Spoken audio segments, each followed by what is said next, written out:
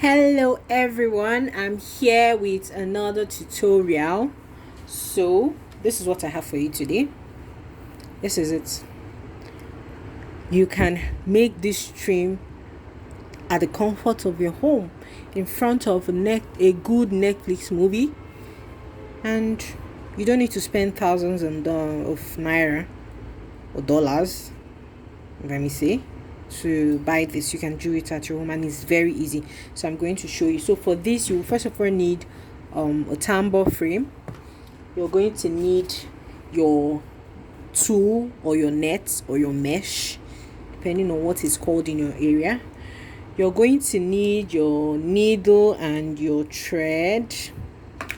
This is a normal fabric thread, sewing thread. You're also going to need your pattern, the pattern you're going to be drawing. And last but not the least, you're going to need, this is a pencil chalk. I got this on AliExpress. It was quite cheap, less than $1. So you're going to use this to draw instead of a marker, because a marker can stain your dress. I have a horrible experience with a marker spoiling a very wonderful material of mine. So I learned from that lesson. So please don't make that mistake like I did. So this is a chalk. It will erase. Once you wash your dress, it will clean off. So the first things first, since we have already started on this project, so I'm going to show you how to trace your pattern with this empty tambour frame. So you place your pattern on the floor or on your table or wherever you're placing it on, and then you turn, this is the upside of your frame, you turn it upside down and place it on your pattern. This is it. So let's trace this upper side, because we're not going to use this. This is what we're going to be working on. So you turn it upside down, place it on your pattern, and then you trace it on your material. You trace it on your material. So my chalk is blunt, so it's not really tracing well. Yeah, this is it. You just trace till, take your time. Don't mind me, I'm rushing.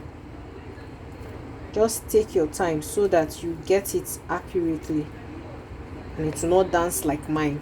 It's because I'm not using this, I'm just showing this to you, that's why. So I don't know if you can see. Are you seeing this upper side? Are you seeing I was able to trace it out? Yes. So this is how you trace it on your tool. So we're done with this part. So for the next part, we are now going to bead on the outline of our pattern. So I've already beaded here. So if you want to find out how I did this, check out my previous video. I'll put the link in the description box for you to check it out. Then after beading your outline, so we now want to get this puffed up fully beaded holes. So to do that, you have to bead another straight line in the middle of your outline, already beaded outline, like how this is beaded. So I'm going to show you now how to bead in the middle of the outline and how I attach the beads on the middle of this space. Can also be, you can use the same method to bead on the outline of your pattern. You can use the same method if you don't have the time to check out my previous video. So to start off with, we'll draw a middle line so that we'll be guided. So I'm going to start with oh yes, and I also forgot to mention, these are my DIY frames. I just bundled a bunch of FX books, wrapped them with rubber bands to form my frame stands, so I don't have to start stressing myself for how to hold the frame, because I do not have C clamps or the G clamps or whatever you call it. So this is my DIY stand. So now let's create our outline. So we are going to just draw a middle line in the middle. Having done that, we'll push our work here. Then you pass your needle, to the edge here. And like I've said before in the previous video of mine, we'll have to attach this thread to this tool because it has a lot of holes, notwithstanding the fact that the end of the thread is already knotted. So we have to attach this to our work.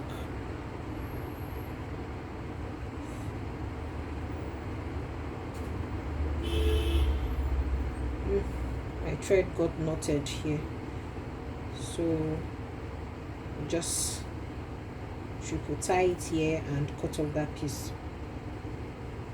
Please don't make this mistake I did. You snip it off. So having done that, I don't know if you can see it well. So having done that, now we're going to attach beads in this middle outline so that we can create. What this line does is it prevents the bead from sinking into the middle. That's why if you see it's puffed up, that's why you see it's puffed up in the middle. It's not flat. If you want, you can decide not to put this middle line. You could give it another look. It will be flat. But if you want it to rise, then this is it. If you want it to even be higher, then use a bigger size of bead than we used here. This is a size 2 bead. You can use a size 3 bead or a size 4 bead, depending on how big you want it to be. So that's it. We've attached our thread. So we're going to be working with 4 beads now, pairs of 4. So this is the easy method, like I said before. So 4 bead. So push it to the end of the work, keep it in a straight line, and pass our needle down.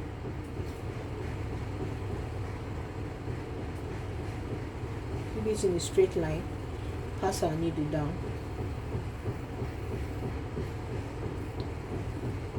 Bring it up to the second bead, between the second and third bead. Bring our needle up between the second and third bead and pass it through the third and fourth bead. I don't know if you get me, but I'll repeat it again.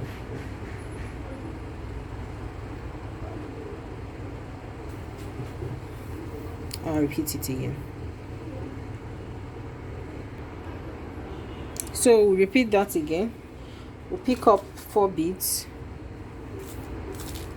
This is the easy method of picking up beads instead of counting it, and it's faster too.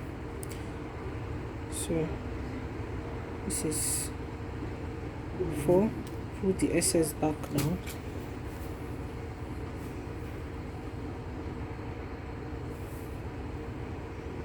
Push it to the end of our work.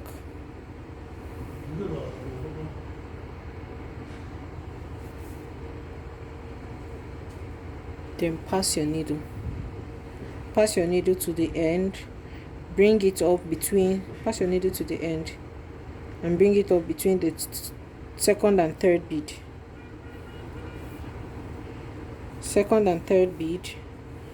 Then pass the needle again between the third and fourth bead, so that will be coming out of the fourth bead.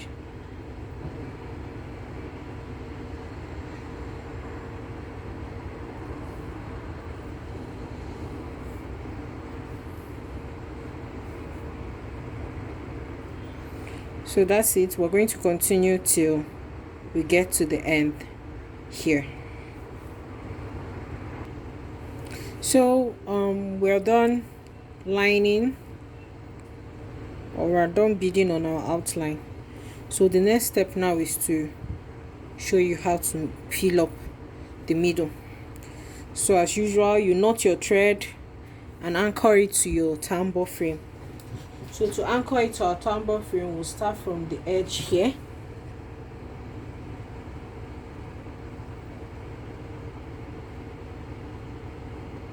Yes, we'll start from the edge. anchor it.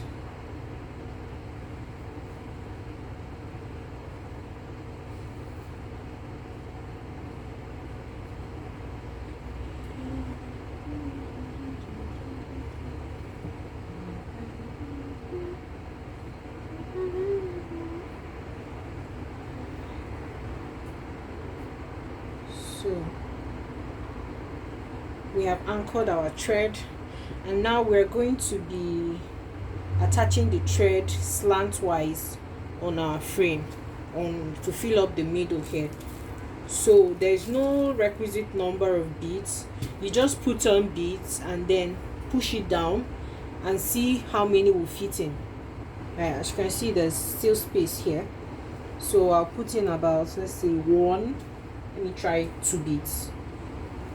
If it goes, then if it's too much, like you see here, it's too much, so I'm going to take out that 1 bead extra I added on. I'll take out the 1 extra bead and then pass my needle slantwise. You're not going to attach, you're not going to knot it off. You just pass it to the next side up, still beside, did I say 1/4 inch? A 1/4 inch. There shouldn't be, as you can see, there's no gap here. There shouldn't be much gap. So we'll pass it on. We also have to be careful now. This is the problem. You have to be careful where you pass your bead to, so that it won't leave space out the edge here. You can see this one has less space, so I'm going to pass it back out and put it again, yes, closer to the edge. Now that's better. So I'm going to repeat the same thing here. Pass my needle,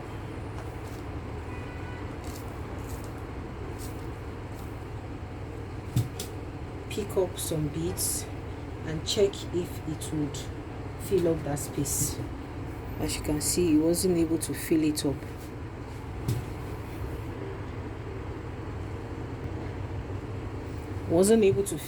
So I'll put on about two beads more, or 3 beads.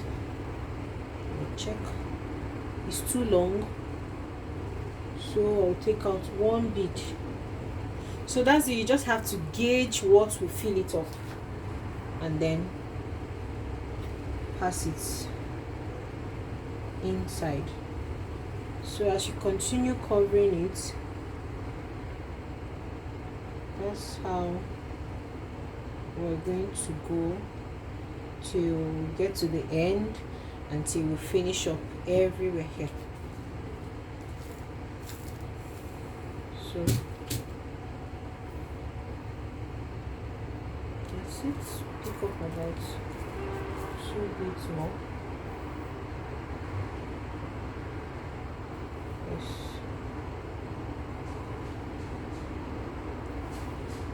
So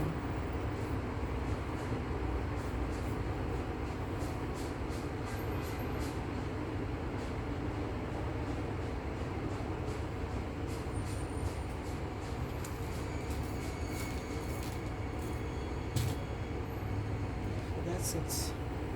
So you continue this through to the end of your work.